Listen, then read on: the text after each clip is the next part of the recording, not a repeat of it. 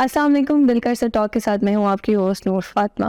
दिलकर से टॉक एक ऐसा प्लेटफॉर्म है जो ऐसे लोगों के लिए बनाया जा रहा है who are lost in their life कि वो अपने रिलेशनशिप्स को मैनेज कैसे करें। आप लोगों के बहुत सारे सवालात हैं जिनके जवाब देने वाला कोई नहीं, या अगर आपको कोई मिलता भी है तो आप उनसे इतना ओपनली बात नहीं कर पाते हैं। हम ये प्लेटफॉर्म इसलिए बना रहे हैं ताकि आपके सवालात के जवाबात दिए जा सकें कि आप अपनी शादीशुदा ज़िंदगी और आप अपनी फैमिली को किस तरह एक बैलेंस तरीके में लेके जा सकें। आज हम बात करेंगे प्री मैरिटल काउंसलिंग के बारे में। प्री मैरिटल काउंसलिंग है क्या? शादी के बाद बहुत से ऐसे मसाइल होते हैं जिनके बारे में आपको कोई आइडिया नहीं होता कि आप उनको कैसे लेकर चलें, लेकिन ये मसाइल हों ही ना अगर आप इनको शादी से पहले ही एड्रेस कर लें। तो let's talk about premarital counselling. आज हमारे साथ मौजूद हैं Daheen Deen, Pakistan known marriage and family counsellor, और इनसे हम बात करेंगे शादी के बाद होने वाले बहुत से मसाइल के बारे में। अस्सलाम वालेकुम दाहीन। आई एम वेल, आप कैसे? बिल्कुल ठीक। अच्छा दाहीन, पाकिस्तान में शादी होना एक बहुत बड़ा मसला है। शादी हो भी जाए तो भी एक बहुत बड़ा मसला है, लेकिन अक्सर हम देखते हैं कि शादी जब नहीं होती तो माँ बाप पे एक प्रेशर बिल्ड होता है और वो प्रेशर समहाउ बच्चों पर भी जाता है। अब माँ बाप तो अपनी तरफ से अच्छा ही कर रहे होते हैं कि सोशल स्टेटस देख लिया, घर अच्छा है, जॉब अच्छी है, पढ़ा लिखा है या पढ़ी लिखी है, जिस तरह की भी जो जिनके लिए वो बहुत मैक्रो चीज़ें होती हैं वो। लेकिन समहाउ दे फॉरगेट कि लड़का और लड़की की अंडरस्टैंडिंग क्या है, are they on the same level, उनकी कंपैटिबिलिटी कितनी है। तो आपको नहीं लगता कि अगर हम ये सारे मसले और ये या हम लड़का लड़की को इतनी स्पेस दें टू नो ईच अदर कि वो अपने जो शादी के बाद होने वाले बहुत से फैसले या बहुत से मसले हैं उनको पहले ही डिस्कस कर ले? शादी इतना बड़ा मसला बन जाता है कि जब फिर पेरेंट्स, जब जैसे आप कह रहे हो जो प्रेशर बनता है, तो बहुत डिटेल नहीं देखते। जिस तरह एक बड़ा कॉमन फ्रेज है कि हम जैसे लोग हैं, तो वो हम जैसे किस तरह के सोशो इकोनॉमिक स्टेटस मिल रहा है, एजुकेशन है, बैकग्राउंड है, ज़ात एक जैसी है, घर बार एक जैसा है, तो this is good enough to go ahead and रिश्ता कर दो। हाँ, मगर रिश्ता, चलो रिश्ता कर दो, मगर एक्चुअली रिश्ता चलाने के लिए बहुत सी ऐसी बारीक चीज़ें होती हैं जो सोच, सबसे बड़ी बात, बहुत सी ऐसी डिस्कशंस हैं, बहुत से ऐसे पॉइंट ऑफ व्यूज़ हैं जो मेंशन भी नहीं होते। कॉन्फ्लिक्ट को कैसे लेके चलना है, डिफरेंसेस को कैसे लेके चलना है, सिमिलैरिटीज़ पे कैसे बिल्ड करना है, बहुत सी ऐसी बातें जब वो नहीं होती हैं, तो चूँकि जैसा आप कह रहे हो कि parents are under so much pressure कि रिश्ते की एज निकलती जा रही है, तो जी बेसिक चीज़ें मिल रही हैं, तो इसका मतलब है कि आप ज़िंदगी गुजार लोगे साथ, तो वो रिश्ता हो जाता है। समहाउ वहाँ पे कॉम्प्रोमाइज़ भी होता है कि अब एज गुजरी है तो हमारे पास जो आ रहा है जस्ट ठीक है, बाकी सारी ऊपर ऊपर वाली चीज़ें मैच करी हैं तो हम उस पर बिल्कुल, सो वो मोटी मोटी चीज़ों पे भी कई दफ़ा लोग कॉम्प्रोमाइज़ कर देते हैं, तो दैट्स लाइक अ डबली। एक तो वो जो बारीकियां जो ज़िंदगी गुजारने के लिए समझ एक दूसरे की होनी चाहिए, वो तो देखा ही नहीं किसी ने, फिर कई दफ़ा उस कॉम्प्रोमाइज़ में ये भी रह जाता है। तो आपको क्या लगता है कि शादी से पहले ऐसे कौन से मेजर इश्यूज़ हैं जिनको अगर हम पहले एड्रेस कर लें या पहले बात कर लें तो फिर बाद में काफ़ी हद तक चीज़ें बेहतर हो सकती हैं? कौन सी ऐसी कॉन्वर्सेशंस हैं जो हो जाएं हैं तो एटलीस्ट थोड़ी सी क्लैरिटी मिल जाती है। और ये कॉन्वर्सेशंस फैमिलीज़ के बीच में कम और लड़का लड़की के बीच में शायद ज़्यादा, क्योंकि in the end they have to live together. बिल्कुल, एक्चुअली ये कॉन्वर्सेशंस होनी ही लड़का लड़की के दरमियान में चाहिए, बिकॉज लड़का अपनी फैमिली को रिप्रेजेंट करता है, लड़की अपनी फैमिली को रिप्रेजेंट करती है। आपकी अपनी जो सोच है वो आपकी फैमिली ऑफ ओरिजिन से आ रही है ना, जहाँ आप पले बड़े हैं, जहाँ आप बड़े हुए हैं, तो लड़के लड़की को ये मौका देना चाहिए। जहाँ हम अपनी शादियों पे इतना पैसा खर्च करते हैं, इतना वक्त, इतनी मेहनत करते हैं, actually investment pre marital counselling में होनी चाहिए, जहाँ पे एक न्यूट्रल स्पेस में, नॉन हॉस्टाइल स्पेस में, एक प्रोफेशनल के साथ फैसिलिटेटेड वो इंटरवीन कर सकता है प्रोफेशनल। आप लड़का लड़की को मौका दें कि वो कुछ सेशंस में भी 6 to 8 सेशंस जिसमें गुजारें और डिफरेंट कॉन्वर्सेशंस हो। जिस आप कह रहे थे वो कौन सी कॉन्वर्सेशंस है, आपकी क्या एक्सपेक्टेशंस हैं शादी से, आपकी आपके शौहर या आपकी होने वाली बीवी से क्या एक्सपेक्टेशंस हैं, आप इन लॉज में कैसे रहना चाहते हो, आप फाइनेंसेस को किस तरह मैनेज करते हो, आपका अपना रिलेशनशिप फाइनेंसेस के साथ किस तरह से है, आप किस स्टेज पे बच्चे करना चाहते हो, पेरेंटिंग कैसी आपकी अप्रोच है, फिर जिस तरह इंटीमेसी, फिज़िकल इंटीमेसी इज़ बहुत बड़ा टैबू है हमारे सोसाइटी में, एक्चुअली वर्ल्ड वाइड। मतलब ये सब चीज़ें एक अगर लड़का लड़की एड्रेस करें, एटलीस्ट बात करें, अपनी सोच बताएं, अपने ख्यालात का इजहार करें, और दूसरा समझने की कोशिश करें, उसको जानने की कोशिश करें, तो ये एक आप कह लो एक बफर सा बन जाता है गोइंग इनटू शादी। और जब कोई दिक्कत आए तो आपको एटलीस्ट पता है कि इस इंसान की ये सोच है। वैसे तो वक्त के साथ चीज़ें बदलती हैं, आप शादी होती है, बच्चे होते हैं, जॉब्स चली जाती हैं, प्रमोशंस हो जाती हैं, but at least to get go आप ब्लाइंडली नहीं एक रिलेशनशिप में जा रहे कि ओ हमारे जैसे लोग हैं तो जी सब कुछ ठीक हो जाएगा। हाँ, आपको कुछ नॉलेज होता है उस बंदे के बारे में या उस लड़की के बारे में कि आप जिसके साथ रहने वाले उसकी आदतें कैसी हैं, उसकी लाइक्स डिसलाइक्स क्या हैं, वो कैसे रहते हैं। तो अब हम पाकिस्तानी सोसाइटी में लॉट ऑफ मैरिजेस, जब लड़की शादी करके जाती है तो वो एक जॉइंट फैमिली में जाती है, मेजॉरिटी ऑफ द टाइम अभी भी ऐसे। और जॉइंट फैमिली में जब वो जाती है तो वहाँ पे सिर्फ उसको ये नहीं देखना होता कि उसके हस्बैंड की लाइक्स डिसलाइक्स क्या है, वहाँ पे उसको एक पूरे फैमिली को साथ लेके चलना होता है। मैं भी रिसेंटली एक स्टडी करी थी, उसमें एक फिगर था कि 78% ऑफ जो ख़वातीन है पाकिस्तान की वो शादी के बाद सम फॉर्म ऑफ अब्यूज़ या वायलेंस का शिकार है। It's a very big number. लेकिन अभी हम जब अब्यूज़ या वायलेंस की बात करते हैं तो आपके वो जो पहली घंटी बजती है वो तो फिज़िकल वायलेंस, मारडांट, लेकिन पीपल डोंट अंडरस्टैंड कि इमोशनल अब्यूज़ भी है, मेंटल अब्यूज़ भी है, और वो सारी चीज़ें स्टेम करती हैं कि जब आप अपनी ही लाइफ के बारे में बहुत से डिसीजंस नहीं ले पाते, specially when you are married. तो आपको क्या लगता है यहाँ पे जब लड़का अगर शादी जब उसकी हो रही है और वो एक जॉइंट फैमिली में अपनी बेगम को लेकर जा रहा है, तो उसको कौन से ऐसी चीज़ें हैं जिसके बारे में पहले अपनी वाइफ को बता देना चाहिए कि ये ऐसे है, ये ऐसे है, या this is how we gonna go about it, या इसमें मैं कितना सपोर्ट दूंगा, या वो लड़की उससे लड़की बिल्कुल ब्लाइंडली तो नहीं जा रही है कि मुझे तो मेरे हस्बैंड की तरफ से कोई सपोर्ट नहीं, मुझे खुद ही पता करना है मेरी सास ने मेरे साथ कैसा मुझे ट्रीट करना है, मेरी नानी ने कैसे ट्रीट करना है, देवरानी जेठानी, बहुत से रिश्ते होते हैं जब आप एक जॉइंट फैमिली में जाते हैं। तो उन सारे मसलों में आपको क्या लगता है कि पहले किन चीज़ों को हाईलाइट करना चाहिए? नूर, इसका ना जिस तरह I would divide it in two parts. एक के हम एक प्री मैरिटल काउंसलिंग की तो बात कर ही रहे हैं, जिसमें लड़का लड़की कॉन्वर्सेशन करते हैं, जो हम बात कर रहे हैं कि एक्सपेक्टेशंस, कि लड़के की एक्सपेक्टेशंस क्या हैं लड़की से और लड़की की एक्सपेक्टेशंस क्या हैं, उसकी क्या सोच है। मगर उसके साथ साथ आई थिंक चूँकि फैमिली एक सिस्टम है ना, तो आप एक सिस्टम में जा रहे हो, सिस्टम में ऑलरेडी लोग एग्जिस्ट करते हैं, तो लड़के को अपने वालदैन के साथ और वालदैन को लड़के के साथ भी कॉन्वर्सेशन करनी चाहिए कि मतलब ये एक मेंबर हमारी फैमिली में ऐड हो रहा है, हमारी फैमिली में क्या एडजस्टमेंट आएगी, स्पेस की एडजस्टमेंट आएगी, कॉन्वर्सेशन की एडजस्टमेंट आएगी, एक और इंसान का ओपिनियन आएगा, उसकी सोच आएगी। तो लड़का लड़की तो श्योर एक दूसरे से बात करें कि मैं इस तरह से चीज़ें चाहती हूँ, मैं इस तरह से चीज़, हमारे घर का ये माहौल है, अच्छा मेरे घर का इस तरह से माहौल था, ये बातें तो ठीक हैं और होनी भी चाहिए बिल्कुल। जैसा मैंने शुरू में हाईलाइट किया कि एक्सपेक्टेशंस ले आउट करना is very important, but at the same time I think जब एक बंदा आपके घर में आ रहा है तो आपको आपस में भी बात करनी चाहिए, जो अगेन ये कॉन्वर्सेशंस मिसिंग हैं।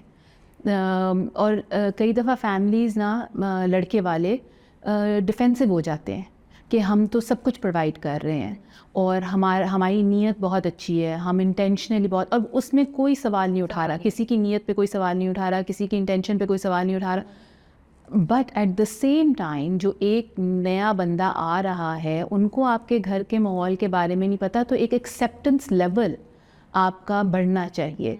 और फिर इवन लड़का तो बात करे ही, मगर जब वो बंदा आ जाता है तो इन लॉज को भी बात करनी चाहिए कि क्या पसंद है, क्या नहीं पसंद है। और जो लड़की आ रही है उसको भी सोच से आना चाहिए कि वो जिस घर में आ रही है वो उसके वालदैन की तरह का घर नहीं है, तो definitely some sort of adjustment is required on her part. तो अगेन कॉन्वर्सेशन वो जगह बना लेना कि मैं आपसे पूछ सकूं कि आप सुबह आप लोग किस वक्त नाश्ता करते हैं, आप मतलब सारे मिल के बैठते हैं, क्या होता है, ना कि आप सुबह उठ रहे हो और आप गेस्ट वर्क कर रहे हो कि अच्छा अब क्या होना है, अब क्या होना है, अब क्या होना है। सो ये बहुत छोटी छोटी चीज़ें हैं ना, जिससे आपकी adjustment into the new place settles down. तो कॉन्वर्सेशन सिर्फ लड़का लड़की की एक्सपेक्टेशंस की नहीं चाहिए, बल्कि वालिदैन को भी लड़के से बात करनी चाहिए, लड़के को भी वालिदैन से बात करनी चाहिए कि मेरी ये सोच है कि मेरी वाइफ हो तो उसकी इस तरह से हो, उस तरह से हो। और सबसे बड़ी बात है कि डिफेंसिव नहीं होना चाहिए। ये किसी पे उंगली नहीं उठाई जा रही है, एक्चुअली ट्रांजिशन को स्मूथ करने के लिए बातें हो रही हैं सारी। इट्स जैसे वो कहते हैं मैरिज इज एन इंस्टीट्यूशन, तो यहाँ पे आप बहुत सी चीज़ें सीखते हो। यहाँ पे मेरे ख्याल से इनिशियली स्टेज पे बहुत सारे सवालात ही होते हैं दोनों साइड से, लड़की के लिए स्पेशली, क्योंकि वो एक कम्प्लीटली नई जगह पर आ रही है। तो ताहीम, यहाँ पे एक और चीज़ मैं ऐड करना चाहूँगी कि फैमिली प्लानिंग के बारे में जब हम बात करते हैं, एक तो ये पहले बहुत टैबू टॉपिक, इंटीमेसी जब आती है या फैमिली प्लानिंग की बात आती है तो पहले तो शोर मच जाते हैं कि ये बात ही क्यों हो रही है। लेकिन यहाँ पे भी जब हम जॉइंट फैमिली में जाते हैं तो काफ़ी हद तक आपके इन लॉज का भी इन्फ्लुएंस होता है। फिर लेट्स से कि दो लड़का लड़की अभी they don't want to try for a baby, पर उनके फैमिली से प्रेशर होता है कि खुशखबरी कब दे रहे। जैसे ही शादी होती है पाकिस्तान में सबको खुशखबरी की पड़ जाती है कि कब आ रही है खुशखबरी। अब चाहे वो लड़का लड़की के लिए खुशखबरी उस वक्त ना हो, क्योंकि वो अभी खुद they are trying to figure out कि वो दोनों as an individual as a couple किस तरह के हैं। मैं एक स्टोरी पढ़ी थी, उसमें भी यही था कि this girl was discussing with the guy कि अभी we don't want to try for a baby right after the marriage. और वो लड़का कहता है कि नहीं, मेरी अम्मा तो पहले से ही पोते पोती के कपड़े लेके बैठी है, तैयार है वो तो वहाँ पे उनकी बहुत सारे कॉन्फ्लिक्ट आया, बहुत सी उनकी थोड़ी पहले ही लड़ाई भी हो गई। और एक as I was going through this premarital thing और इसके regarding facts and figures, there was another thing that I read कि पाकिस्तान में जो है आधे से ज़्यादा लोगों की आवाम के बच्चे जो हैं वो शादी के पहले 2 साल में हो जाते हैं। अब मेरे ख्याल से पहले 2 साल में तो आप इतना एक दूसरे को ही नहीं जज कर पाते हैं कि आप लोग क्या हैं, और फिर बच्चे जब हो जाते हैं तो फिर आप यू कम्प्लीटली लॉस्ट। ऐसे लगता है कि आपको एक समंदर में फेंक दिया और बस लहरें आ रही हैं यहाँ से वहाँ से। तो यहाँ पे भी आपको नहीं लगता कि जो लड़का है या लड़की है he should be vocal about it, या उसको परसीव कैसे किया जाता है हमारी सोसाइटी में if they are vocal about it? ये जो आपने कहानी पढ़ी जिसमें लड़ाई हुई, बहुत अच्छा हो गया लड़ाई हो गई, बेहतर है कि पहले लड़ाई हो जाए। और ये तो एक्सपेक्टेशन हम रख नहीं सकते कि जब आप एक रिलेशनशिप में जा रहे हो तो लड़ाई नहीं होगी। तो दैट्स अ गुड साइन कि दोनों अपने पॉइंट ऑफ व्यूज़ को लेके आगे चल रहे हैं, और सिर्फ पॉइंट ऑफ व्यूज़ को नहीं, अगर कोई डिफरेंस है तो उसको भी हाईलाइट किया जा रहा है। ये डेफिनेटली ये एक ऐसा टॉपिक है जो बात नहीं होती है बिल्कुल भी, फैमिली प्लानिंग पे बात नहीं होती है। मैं तो कहती हूँ कि सेक्स एजुकेशन पे बात नहीं होती। तो कई लोग जब शादी में जाते हैं तो दे डोंट हैव, उनको वो आइडिया ही नहीं है कि family planning naturally with the help of different ways कैसे हो गई हैं। तो शादी से पहले तो बहुत कॉन्वर्सेशन होनी चाहिए। लड़की के घर वालों को लड़की से बात करनी चाहिए, जिस तरह पहले मैंने कहा ना कि लड़के को बात करनी चाहिए, उसी तरह से लड़के के घर वालों को भी लड़के से बात करनी चाहिए। ये एक कॉन्वर्सेशन, डायलॉग तो खोलना चाहिए ना कि अगर बेटा आप क्या आपकी नीयत है, अगर आप चाहते हो, आप नहीं चाहते हो, these are the ways, these are the protections, these are not the protections. इसी तरह से जब लड़की लड़का आपस में बात करते हैं तो ये एक्सपेक्टेशन, अब देखो आपने कहा वो लड़ाई हो गई, ठीक है लड़ाई हो गई, अब उसका रिजॉल्व क्या है, क्या रेजोल्यूशन आ सकती है, क्या लड़का एक्चुअली अपनी फैमिली के सामने लड़की को रिप्रेजेंट कर सकता है, क्या वो स्पेस बना सकता है जिसमें लड़की कॉन्वर्सेशन करे पेरेंट्स इन लॉ के साथ, क्या पेरेंट्स इन लॉ की अपनी अंडरस्टैंडिंग किस तरह की है कि कितनी ओपननेस है इस चीज़ के बारे में। तो मतलब कहने को तो बहुत सी चीज़ें प्री मैरिटल काउंसलिंग में आप ये सबसे बड़ी बात है कि आप ये असेस कर सकते हैं कि जब आप अपने होने वाले स्पाउस के साथ बात कर रहे हो तो क्या कि आपकी बात सुनी और समझी जा रही है, ये नहीं कहा जा रहा कि बच्चे पैदा नहीं करने, ये कहा जा रहा है कि कुछ टाइम लेते हैं, एक दूसरे को जानते हैं, एक दूसरे के साथ टाइम स्पेंड करते हैं और फिर प्लान करते हैं। इतनी हमारे पास एज इतने साल हैं, अगर हम इस वक्त बच्चे करें, मतलब एक बात से दूसरी बात निकलती है ना, क्या वो जगह बन पा रही है? या सो व्हेन यू से ना कि रेड फ्लैग क्या है, अगर if that conversation is not going anywhere, it's just you running in circles, आप एक गोल दायरे के इर्द गिर्द घूमते जा रहे हैं, तो हाँ, that can be something you want to think about. a lot of times ऐसे भी होता होगा कि the couple with the most similarities has उनके बहुत थोड़े मसले होते होंगे प्रीमैरिटल काउंसलिंग में। No, not really. So, the couples will come and they say कि हमने ये सब बातें की हुई हैं, जो आप बता रही हैं हमने ये सब बातें की हुई हैं, फिर भी देखें कि हमने तो सारी बातें की थी कि फाइनेंसेस कैसे करनी है, घर कैसे चलाना है, बच्चे कब पैदा करनी है, पेरेंटिंग कैसे करनी है, बट उसके बावजूद difficulties are coming in. So what again the indicator will help is that are you open to the conversation now? Sure, जब आपने बात की थी it seemed like you guys are on the same page, but when you live with someone, जब आप किसी के साथ दिन रात गुजारते हैं तो आपकी, अब ये थोड़ा सा कॉम्प्लेक्स फिनोमेना है, बट आपके जो अनकॉन्शियस एक्सपेक्टेशंस हैं, जो कॉन्शियसली आपकी अवेयरनेस में नहीं है, वो बहुत दफ़ा प्ले आउट करना शुरू हो जाते हैं। जो आपने अपने वालिदैन या अपने इर्द गिर्द के रिलेशनशिप्स से अनकॉन्शियसली एब्जॉर्ब किया होता है, डिसाइड किया होता है कि मैं ऐसे नहीं चाहती, या मैं ऐसे नहीं चाहता, या मैं ऐसे करूँगा, but it's not in your conscious awareness, वो सब उठ के आना शुरू हो जाता है। हाँ, वो कोई ना कोई ऐसी चीज़ या बात हो जाती है जो उसको ट्रिगर कर देती है, and then you don't even realise कि आप उस मोमेंट में क्या रिएक्शन देते हैं। सो तो एक मेरा ये सवाल थोड़ा ये भी है कि हमारे पेरेंट्स तो अपनी तरफ से बहुत सारी चीज़ें देख लेते हैं कि हमने घर देख लिया, लड़का बज़ाहिर बहुत अच्छा है, देखा वाला है, कास्ट सेक्टर, इस तरह की चीज़ें। मॉडर्न सोसाइटी में अब तो बहुत सी ऐसी ऐप्स भी आ गई हैं जहाँ पे आप बहुत आराम से जज कर सकते हैं कि आपकी बेसिक जो ट्रेट्स हैं या बेसिक जो नीड्स हैं, प्रेफरेंसेस हैं इन ए लाइफ पार्टनर, वो आप एक इंस्टेंट उसमें जज कर लेते। तो सोसाइटी थोड़ा बहुत शिफ्ट भी करी यहाँ पे, और हेंस कम्स इन दिल का रिश्ता ऐप भी, जहाँ पे आप पहली मीटिंग में आप यू कांट आस्क गाय के वेदर और नॉट ही स्मोक्स और नॉट, या आप उससे लड़की से आप नहीं पूछ सकते कि वो हिजाब लेती है नहीं लेती, या वो 5 वक्त की नमाज़ें पढ़ती नहीं पढ़ती। तो हर एक के अपने अपने पर्सनालिटी ट्रेट्स होते हैं, दे वांट कि उनको उनके मुताबिक ही कोई लड़का या लड़की मिले। और वहाँ पे फिर हम दिल का रिश्ता ऐप एक ऐसी एप्लीकेशन और एक ऐसा प्लेटफॉर्म है जहाँ पे एक तो हम लड़कियों को भी एम्पावर करते हैं, क्योंकि पाकिस्तान में हमारी जो ख़वातीन हैं उनको राइट टू चूज़ नहीं दिया जाता। 60% ऑफ द मैरिजेस जो हैं वो माँ बाप की तय की हुई होती हैं, और बस लड़कियों को बता दिया जाता है। तो हमने मेरे दोस्त के बेटे से कर दी, वो फूफो के बेटा हो गया, मामों का बेटा, इस तरह हो गया। तो एक तो we want to empower women यहाँ पे, और दूसरा ये कि आपको एक बहुत इंस्टेंट इंसाइट मिल जाती है अबाउट द अदर पर्सन, और बहुत से सवाल आते हैं।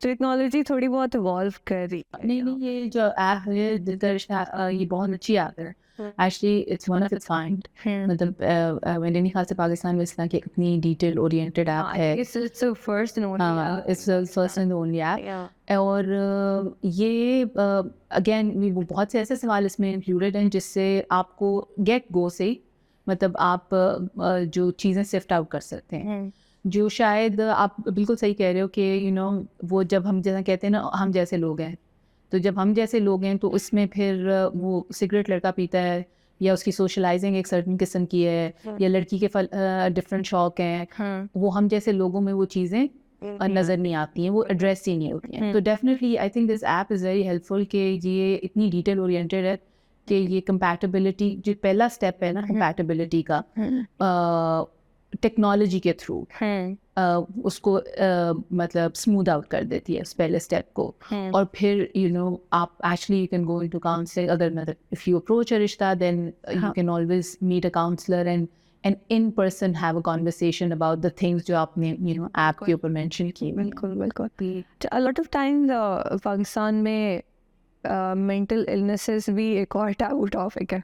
और वो आपके हाईलाइट तब तक नहीं होते जब तक आप एक बहुत ओपन उसमें नहीं आ जाते, या लेट्स से जब आप काउंसलिंग में आते हैं तो you are being your truest self, you have to be open about everything. और बहुत सी जब हम रिश्ता कर रहे होते हैं तो क्योंकि ये आइडेंटिफाइड नहीं होती हैं चीज़ें, इनके बारे में बात हम लोग तो देखते ना ऊपर वाली है पेरेंट्स और सारी चीज़ें, लेकिन mental illness could be just anxiety, could be just depression. लड़की बहुत आउटगोइंग है, लड़का बहुत सोशल नहीं है, और जब वो आते हैं रिश्ते में तो लड़की कहती है मैं तो दोस्तों के साथ भी घूमे और सबके पार्टनर्स आते हैं, मेरा पार्टनर क्यों नहीं आता, और इस तरह की चीज़ें, बहुत से मसले होते हैं। तो प्री मैरिटल काउंसलिंग में can this mental illness be also addressed और डायग्नोस्ड? अच्छा, मैं इसमें थोड़ी सी ना क्लैरिफिकेशन चाहूँगी। एंजाइटी और डिप्रेशन जो है ना वो मेंटल इलनेस में नहीं है। यहाँ पे वो मतलब वो एक्चुअली मेंटल इलनेस नहीं है पर से, वो एक सिम्टम है। और जब आप किसी से बात करते हो, जिस तरह से आप कह रहे हो कि लड़का इंट्रोवर्ट है, लड़की को सोशलाइजिंग का शौक है, तो आपको उसको इस तरह देखने की ज़रूरत नहीं कि लड़का एंशियस है। आप डेफिनेटली जब अपनी एक्सपेक्टेशंस ले आउट करते हो और अगर वो एंजाइटी इस हद तक है कि वो उसकी ज़ात और उसकी फंक्शनिंग को इम्पैक्ट करती है, तो वो कॉन्वर्सेशन में हिंड्रेंस आ जाएगी खुद ब खुद। जहाँ तक मेंटल इलनेस डायग्नोज्ड, मतलब हो सकता है वो डायग्नोज्ड हो, किसी साइकाइट्रिस्ट ने उसको डायग्नोज ही किया हो कि उसको एंजाइटी है, तो वो एक दूसरे के इंटरेक्शन में आ जाएगी अगर वो डायग्नोजेबल चीज़ है। वरना मेरे ख्याल से एंजाइटी डिप्रेशन हर इंसान को इस वक्त है जितना स्ट्रेस है दुनिया में हमारे इर्द गिर्द। बट आप सही कह रहे हो, ये बहुत टैबू चीज़ है, फैमिलीज डिस्क्लोज नहीं करती हैं कई दफ़ा अगर आप किसी मेडिकेशन के ऊपर हो।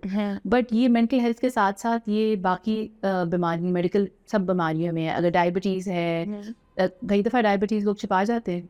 अगर बीपी है या कोई भी चीज़ इस तरह से है, लोग छिपा जाते हैं, नहीं मेंशन करते, because it's seen as like कि ये एक हिंड्रेंस बन सकती है रिश्ते में। तो इसके लिए तो मैं ये मेंटल इलनेसेस के लिए तो मेरे ख्याल से एक अलग कॉन्वर्सेशन ही होनी चाहिए। हमें इसके बारे में बहुत बात करनी चाहिए, बहुत प्रोमिनेंट लोगों को बात करनी चाहिए, ताकि लोगों को ये ना लगे कि ये मतलब एक चीज़ है जो लोग गुजर रहे हैं जिसमें से, और इसकी एक्सेप्टेबिलिटी है, उसके साथ साथ उसकी ट्रीटमेंट्स भी आए। हाँ, तो वो हम लोग जब मेंटल इलनेस या डिप्रेशन एंजाइटी की बात करते हैं ना, तो बहुत सारे लोग इसको अंडरस्टैंड नहीं करते। पहली बात वो तो यहाँ पे वही बात हो जाती है कि वो कहते हैं ये तो पागल कुछ लोगों की इस पीक लेवल की भी होती है, तो वो कहते हैं और वो डर के पीछे हो जाते हैं। लेकिन वो कहते हैं ना, इलनेस के साथ इमेज ये आता है ना कि हाँ, वो दिमागी बीमारी है, ये तो ज़हन नहीं ठीक है, या तो उसकी शादी पकड़ के करवा देते हैं कि वो बीवी आएगी तो खुद ही मतलब वैसे ये नूर एक्चुअली इशू है। हाँ, अगर मतलब फैमिलीज में ये बड़ा कॉन्सेप्ट है कि ओ लड़की की शादी करा दो या लड़की की करा दो, ठीक हो जाएगा, ठीक हो जाएगा। अच्छा जी ठीक नहीं हुए, चलो जी बच्चा कर लो, ठीक हो जाएंगे। सो वो एक के बाद एक चीज ऐड ऑन जो ठीक नहीं कर रही होती, वो मसले को और खराब कर रही होती है। हाँ। वो बंदा तो इक्विप्ड ही नहीं, बंदी इक्विप्ड ही नहीं है। अगर आपको एक्चुअली क्लिनिकल डिप्रेशन है, हाँ, तो उसका एक इसका इलाज है, तो अब वो एक शादी होने से नहीं होगा, बल्कि वो आपने उस बंदे को भी मुसीबत डाल दी। हाँ, और वो फिर मुसीबत की बात थी ना, बच्चा दर्द दो और मुसीबत, तो वो ऐड ऑन करते करते मसले और बढ़ जाते। बिल्कुल बिल्कुल। टाइम अक्सर इस तरह होता है कि बहुत जब हम एक शादी के रिश्ते में आ रहे होते हैं तो बहुत सारी अनरियलिस्टिक एक्सपेक्टेशंस होती हैं हमारी, हमारे पार्टनर से भी, समहाउ हम जिस फैमिली में जा रहे होते हैं उससे भी। तो ये कितना रोल प्ले करती हैं हमारी उस रिश्ते में, और उसको ये कितना बिल्ड और हेल्प करती हैं? एनी रिलेशनशिप में एक्सपेक्टेशंस तो होंगे, अब वो रियलिस्टिक हैं या अनरियलिस्टिक हैं वो सिचुएशन के ऊपर बेस्ड है। वैसे अगर आप इसको थोड़ा सा इस नज़रिए से देखो कि शादी हमारे सोसाइटी में बहुत लाइक एक बड़ा स्टेप कंसिडर किया जाता है, और है भी, एक्चुअली है भी आपकी डेवलपमेंटल स्टेजेस में। तो उसके साथ ना बहुत एक्सपेक्टेशंस अटैच्ड है, और वो इतनी एक्सपेक्टेशंस अटैच्ड हैं कि शायद वो अनरियलिस्टिक बन जाती हैं। जिस तरह बच्चियों को बहुत कहा जाता है कि भाई शादी होगी तो फिर तुम ये पहन लेना, शादी होगी तो तुम फिर अपने बालों को ये कर लेना, शादी होगी तो फिर तुम ये कर सकती हो। तो एक आप बिल्ड कर दिया ना कि आप एक इतनी बड़ी ट्रांजिशन के साथ आप ये सब कुछ आपने अटैच कर लिया है क्योंकि आपको ये सुनने को मिलता है। आप जैसे अपने टीन से निकलते हैं आप कहेंगे अगले घर जाओगी तो जो मर्जी करना, हमारे तो ये बाउंड्रीज है। बिल्कुल बिल्कुल। तो आप सोचते हो कि ओ शादी will be this amazing place जहाँ आपको आज़ादी मिलेगी। बिल्कुल। और अगर आप लड़कों को देखें हमारी सोसाइटी में तो मेजॉरिटी हमारी सोसाइटी में लड़के are raised with being like kings, कि आपकी नीड्स मीट करने के लिए हम सब हैं हाजिर, यू नो। सो वो इसमें लड़के का कसूर नहीं है, ये स्ट्रक्चर हमारी सोसाइटी का अभी भी प्रोडोमिनेटली ये है, इट्स अ पेट्रियार्कल सोसाइटी। तो उसमें लड़के और फिर लड़का बेचारा मारा जाता है क्योंकि उसको पता नहीं कि ये कितनी बड़ी चीज के अंदर वो घुस रहा है और उससे उसको भी करनी है चीजें, उसको कुछ नहीं समझाया जाता, उसको नहीं, वो बचपन से ही इज बीइंग रेज्ड टू कि उसकी जरूरतें पूरी हो रही हैं, यू नो। इवन घरों में भी भाई आ रहा है, भाई के लिए खाना लगाओ, यू नो, भाई को जगह दो, पानी ला दो, कुछ भी नहीं। बिल्कुल। तो बहुत ही, तो इस तरह ना लड़कों की एक माइंडसेट अनकॉन्शियसली ना एक माइंडसेट बनता जाता है जिसकी वजह से शायद वो शादी को देखते ही नहीं कि उन्हें शादी में करना क्या है। तो एक्चुअली इसमें मतलब it's not a put down for the boys, ये उनके लिए मुश्किल है। आप एक रिलेशनशिप में घुस रहे हैं, ये बस सोच के क्या हो जाएगा जैसे सारी चीजें होती है ये भी हो जाएगा, पर जब आप एक्चुअली घुसते हो तो फिर आप रियलाइज करते हो कि ये तो अच्छा खासा काम है।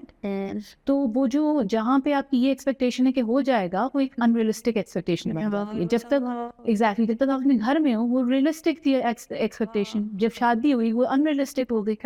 इसी तरह लड़की के लिए भी यही है। तो ये जो है ना, अगेन मैं एक वर्ड बार बार यूज करती हूँ, कॉन्वर्सेशन। वालिदैन को अपने बच्चों के साथ ये बात करनी चाहिए कि जब आपकी शादी हो रही है तो ठीक है आप ये एक्सपेक्ट कर रहे हैं सारी चीज़ें, मगर आपको ये भी देखना है कि दूसरा उसका सिस्टम क्या है, वो क्या लेके आ रहा है। और ये लड़का लड़की को आपस में बात करनी चाहिए कि मेरी जिस तरह यू नो एक्सपेक्टेशन ये है कि मुझे किचन, मेरा किचनेट होगा, यू नो, और लड़के को पता ही नहीं है किचनेट होता है क्योंकि उसका तो खाना ट्रे में लग के आ गया, यू नो। तो इसलिए ये बड़ी एक मुश्किल चीज़ बन जाती है जब खाना इज़ अ कितनी बेसिक नीड है ना, मगर जब आपकी शादी होती है तो आप एक घर में गए हुए हैं और आपको नहीं समझ आ रही कि आपका खाना कहाँ से। सोसाइटी में you are a grown man child, sure, like because you raised like that, huh?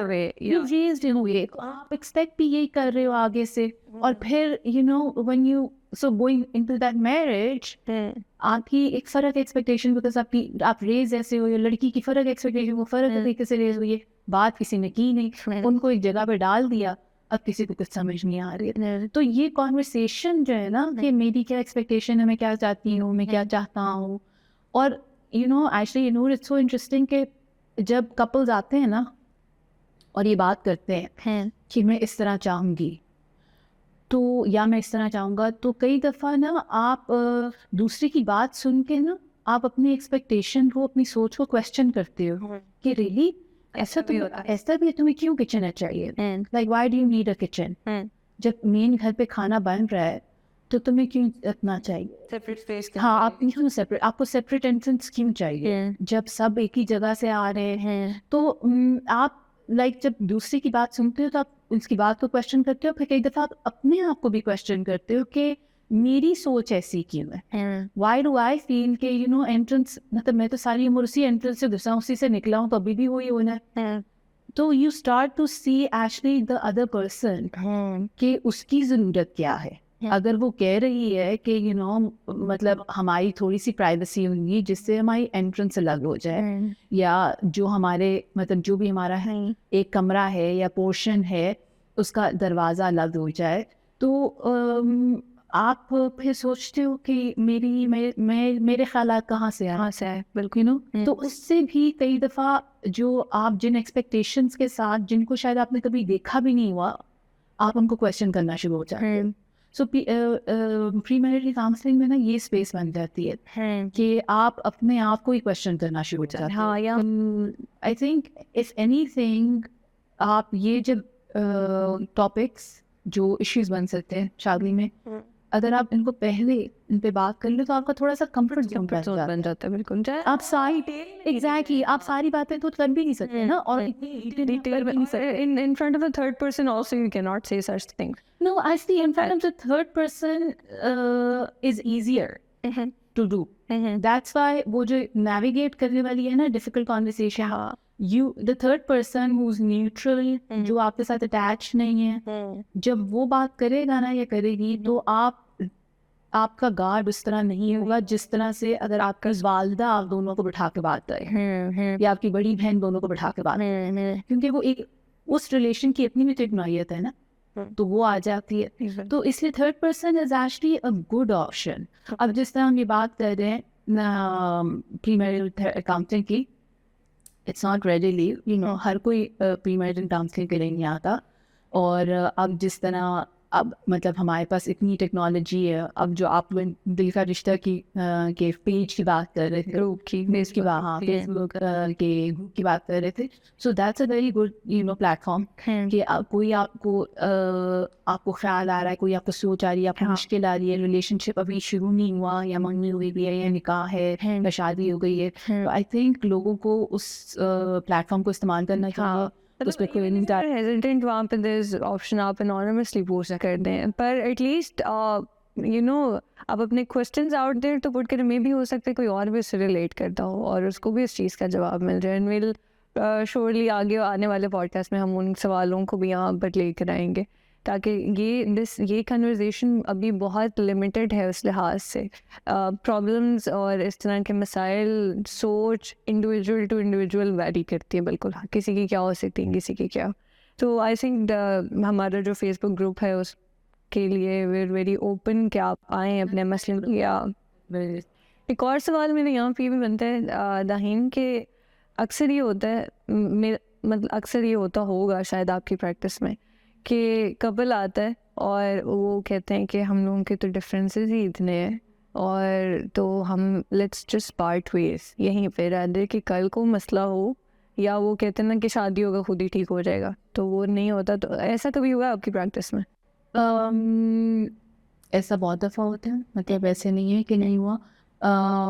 Usually लोग ना सवाल उठता है कि आप प्री मैरिटल काउंसलिंग करोगे क्या, तो कई दफ़ा ना कॉन्फ्लिक्ट कपल में ऑलरेडी आ रहा होता है, वो चीज़ें सुलझा नहीं पा रहे होते।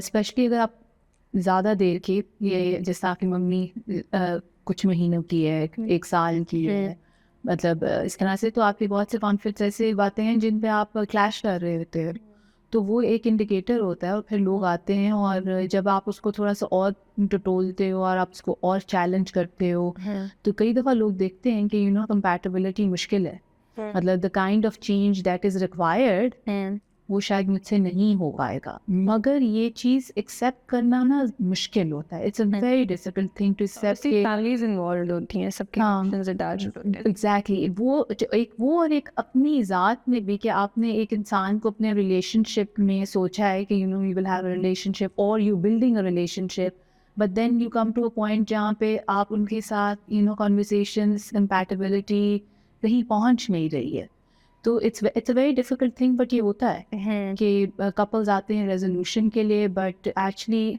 इन द प्रोसेस दे रियलाइज कि resolution is not something that वो अचीव कर पा रहे हैं। अंडरस्टैंडिंग सेल्फ सेज कि अगर आप यहाँ तक आए हैं तो you want to make it work, but then eventually आप रियलाइज करते हो कि शायद it's better to respectfully part way. यहाँ पे तो हम एज सून एज आपका नाम किसी से जोड़ दिया जाता है तो आप तो की पूरी जो कहते हैं ना लाइफ अहेड आपने सोच ली होती है, हम ऐसे रहेंगे, हमारा ये होगा, हमारा तो एक इमोशनल अटैचमेंट से जब डिटैचमेंट आती है तो that is also very difficult. That's also it's interesting you say this, that's also something जो हमारे काम में नज़र आता है कि आप जब किसी के साथ एक ताल्लुक बना लेते हो तो वो जो grieving process of that loss है ना, सिर्फ एक बंदे को लूज़ करने का नहीं, बल्कि ये भी सोच के मैं कर नहीं पाई या मैं कर नहीं सका, हाँ, या you have failed, you have failed, and आप अपने में डिसअपॉइंटेड हो या आप दूसरे में डिसअपॉइंटेड हो, आपको बहुत ज़्यादा रिजेंटफुल हो, बहुत नाराज़ हो, तो वो भी those emotions also need to be addressed. आप मुझे बताइए, मतलब कि मुझे आप कि मम्मी को बताया जो लड़का की जिनकी अभी शादी होने वाली है, या फिर ये कोई ऐसी piece of advice that you know उनको उनके माइंड में स्टिक करे। देखें, ये जो रिलेशनशिप है ना शादी का, ये actually is one of the most important and the most challenging. इसको सेलिब्रेट भी करना चाहिए, मगर इसकी सीरियसनेस को भी समझना चाहिए। तो ये था आज का हमारा सेशन। इसमें हमने बात की प्रीमेरिटल काउंसलिंग के बारे में और कुछ ऐसे मसाइल जो शादी के बाद हो सकते हैं और जिनको हम शादी से पहले बहुत अच्छे तरीके से एड्रेस कर सकते हैं, और अगर हम उनको पहले कर लें तो बाद में ये मसाइल हो ही ना। आई एम श्योर इससे रिलेटेड आप लोगों के भी बहुत सारे सवाल होंगे, और अभी इस कन्वर्सेशन में वो शायद सारे सवाल किसी ना किसी तरीके से कवर हुए हों या ना हुए, ये आप हमें बताएंगे। इसके लिए हमें ज्वाइन करें हमारे फेसबुक के दिल का रिश्ता टॉक ग्रुप पे। आप आएँ, हम हमसे अपने सवाल शेयर करें, और अगर आप अनकंफर्टेबल फील कर रहे हैं तो आप उसको अनोनिमसली भी शेयर कर सकते हैं, लेकिन will definitely want to hear what you guys want to ask, और उस पर हम फिर हमारे एक्सपर्ट्स की एडवाइस लेंगे and will guide you in whatever way we can. This is what we are here for. So अब हम मिलते हैं अगले एपिसोड में और एक नए टॉपिक के साथ। हमारे साथ एक और एक्सपर्ट होंगे और फिर हम शादी के और बहुत से मसाइल के बारे में बात करेंगे। तब तक के लिए अल्लाह हाफ़िज़।